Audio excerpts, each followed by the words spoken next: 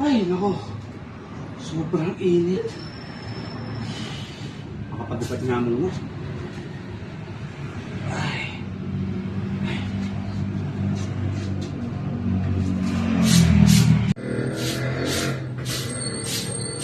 Ops, ops. Bawal yan ah. Nakahubad. Ma'am, sobrang init po kasi. Saka, dito lang naman kami sa loob ng garahe namin eh. Kahit na, bawal yan. Oh, ticket mo. Teka.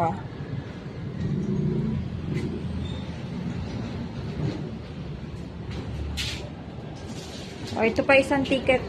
Para saan mo to? Pangit mo eh. Look!